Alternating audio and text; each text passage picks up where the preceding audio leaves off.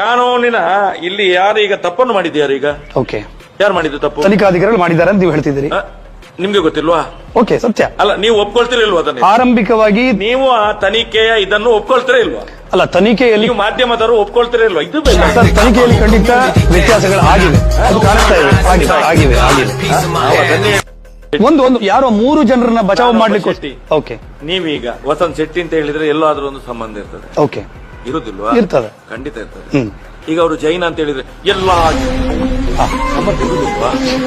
ಮತ್ತೆ ನಿಶ್ಚಲ್ ಸಿಂಗ್ ಅಂತ ಹೇಳಿ ಅವರು ಹೊರಗಡೆ ಇದ್ದಾರೆ ಅಂತ ಹೇಳಿದ್ರು. ಹೌದು, ಅದೆಲ್ಲ ಅವರ ಅದಕ್ಕೆ ದಾಖಲೆ ಕೊಟ್ಟಿದ್ರಂತೆ ನಿಮ್ಗೆ? ಅಲ್ಲ, ನಮ್ಗೆ ಕೊಟ್ಟದ್ದಲ್ಲ, ಮಾಧ್ಯಮಕ್ಕೆ ಮಾಧ್ಯಮದ ಮೂಲಕ ನಮಗೆ ಜನರಿಗೆ ಅಲ್ವಾ ಅದು?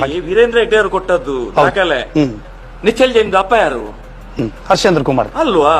ಅಪ್ಪ ಕೊಡ್ಬೇಕಲ್ಲ ಉತ್ತರ. ಓಕೆ, ಅಪ್ಪ ಯಾಕೆ ಮಾತಾಡುದಿಲ್ಲ? ಹರ್ಷೇಂದ್ರ ಹೆಗ್ಡೆ ಯಾಕೆ ಮಾತಾಡುದಿಲ್ಲ? ಅಂದ್ರೆ ನೀವು ಬೊಟ್ಟು ಮಾಡ್ತಿರೋದು ವೀರೇಂದ್ರ ಹೆಗ್ಗಡೆ ಯಾಕೆ? ಅವ್ರು ಮಾತಾಡಿದ್ರೆ ಅವ್ರನ್ನ ಬೊಟ್ಟು ಮಾಡುದು ನಾವು ಮಾತಾಡಿದ್ರಲ್ಲ. ಅಲ್ಲ, ಮಗ ಇದ್ದಾನಂತ ಹೇಳಿದ್ರೆ ಮಗನ ಅಪ್ಪ ಮಾತಾಡ್ಬೇಕಲ್ಲ. ಇದು ದೊಡ್ಡಪ್ಪ ಯಾಕೆ ಮಾತಾಡುದು? ಓಕೆ, ದೊಡ್ಡಪ್ಪ ಯಾಕೆ ಮಾತಾಡುದು? ಸಣ್ಣವ ಮಾತಾಡಿದ್ರೆ ಪೂರ್ತಿ ಜನ ಹೇಳ್ತಾರಂತ